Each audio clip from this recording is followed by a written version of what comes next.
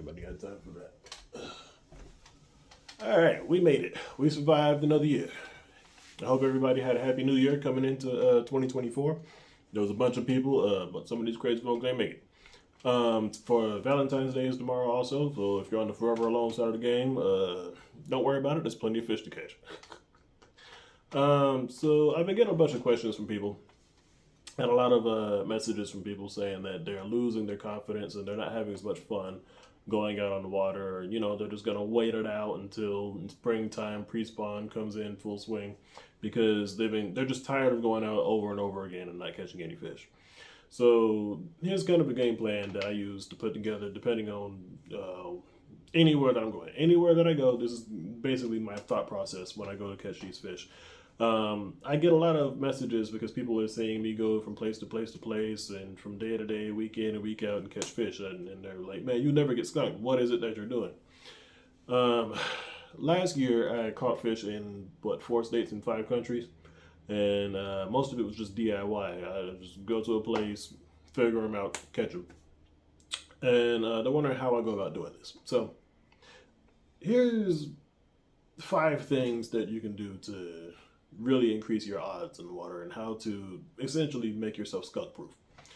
Number 1 is figuring out the body of water. Study the body of water that you're fishing. I don't care if it's a creek, a pond, a lake, a big reservoir, the open ocean, the Mississippi River. It can be anything.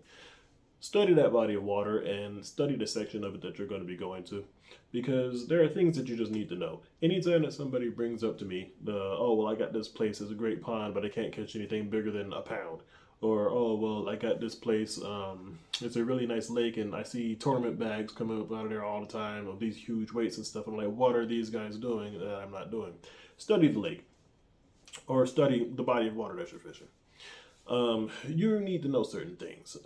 I normally inquire about these things and I ask questions like, how deep is it? Or what's the normal water clarity? Or what's the bottom like? Is there a lot of weeds? Is there a lot of grass? Is there a lot of rock? Is there a lot of wood? You can, if you know these things, you can kind of piece together the right types of lures you should use and what you should probably expect from that place, things like that.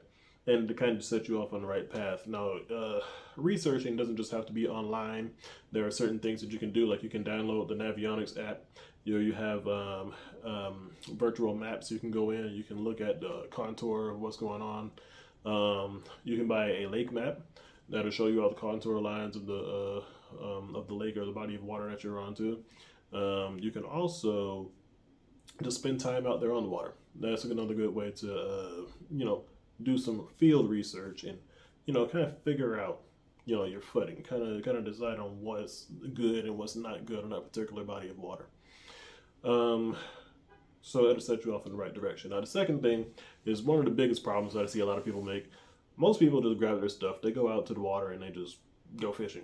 They just walk out to find them a nice little spot on the bank. This looks good, and they just throw something out and just wait for something to happen. Or a lot of you guys with boats, you get in boats and then just get right up on the bank and cruise down the bank and just pitch. You're not actually doing anything. It's not a well thought out process or specifically targeting anything. You're just running the bank, which is a cool way to fish if you're bass fishing. It's all right, but it's not always the best thing because there's a bunch of other boats that are fishing the same bank before you, and those fish have probably gotten pressured, especially at certain times of the year, like summertime. Everybody's doing it. Those fish get wise and they get off that bank. But study the actual fish. If you don't know the habits or the characteristics or the things that flathead catfish or largemouth bass or roosterfish or tarpon or whatever is doing, or why they're doing it, or their seasonal movements, or the bits of cover and structure that they like, or certain bait migrations during the year where they're present, or anything like that, you're not going to be as successful as the guy who does know this stuff. This is why fishing guides make so much money, because he's on that body of water day in and day out. He's seen it year after year after year. He's able to put together a pattern. Most guys, they don't think that far ahead, or they're not that in depth about it.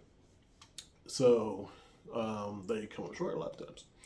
But the more you know about the particular type of fish that you're trying to catch, and the more you know about the body of water that you're fishing, the better you can put together a sort of pattern. You'll be able to get on it. Third thing, presentation. There are certain lures and certain techniques that just work better than others. There are certain lures and certain techniques that are seasonal. A lot of people like to hang on to a lure or presentation after it's already out of the rotation.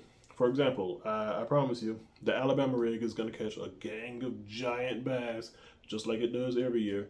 February, March, first beginning, maybe 2 weeks of April. And then after that, it's going to slowly fade away. And there's going to still be people trying to hang on to it for as long as possible. Fish are going to shift, and they're going to still be hanging on to it. Don't do that. Certain presentations just work. Certain ones are very seasonal. Certain ones, they only work on certain bodies of water for some reason or another. But presentation makes all the difference in the world. There's a bunch of guys who will go out also and they just don't have stuff rigged right, or they'll have things put together poorly and things just don't look good in the water, and so they're not getting bites. For example, if you're using a Zoom fluke, everybody knows if that fluke is crooked on the hook, it's not going to look right in the water. If you're using a spinnerbait and blades get caught up, they're not spinning, you're not going to get bites on it.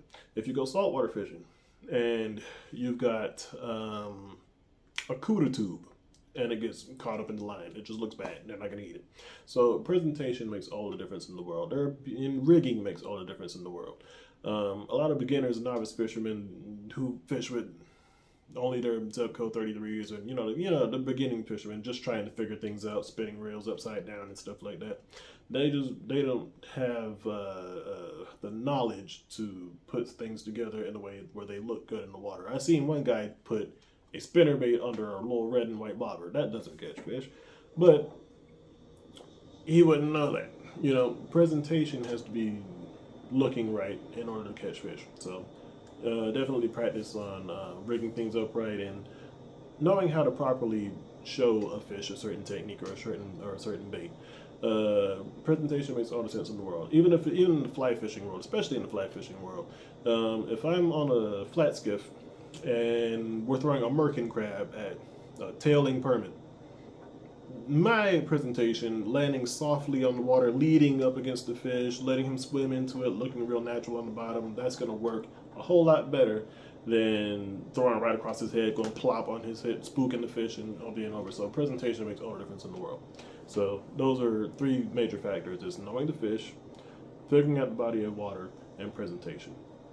Now, the next thing I want to talk about is tackle.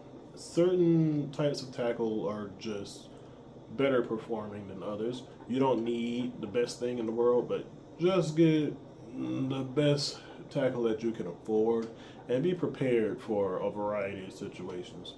If you're a one-trick pony, all you know how to do is fish a chatterbait, for example. A chatterbait is a really good four-season bait, but sometimes they don't want anything moving. Sometimes bass want something that's just crawling on the bottom. And if all you know how to do is throw that, you're not a very good jig or a very good Nico rig or a very good drop shot fisherman, you're going to lose some days because they're just not going to be able to chase it. So have a pretty well put together, wheelhouse where you don't spin out and you're just, feeling way out of place and you can't keep up with what's going on.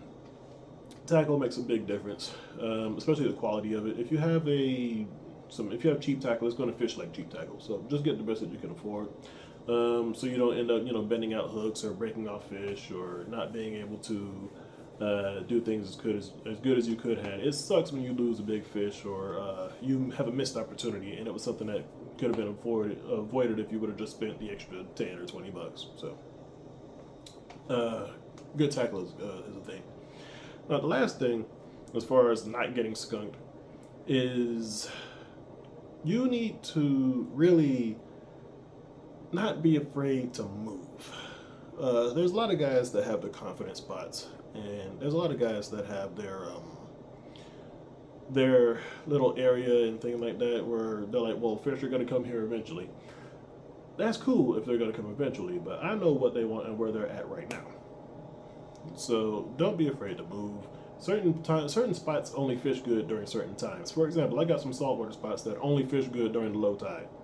I've got some certain points on big reservoirs in Bass Lakes that only fish good after 12 o'clock in the afternoon. You go there earlier in the morning, you might get 1 or 2 fish, but they won't really be there. But if you come there after, say, 12, 12:30, all of a sudden they're stacked up. So figure out kind of how these areas work, and figure out how you can apply all this knowledge that you have of the species and the knowledge that you have of the body of water, and piece all of that together.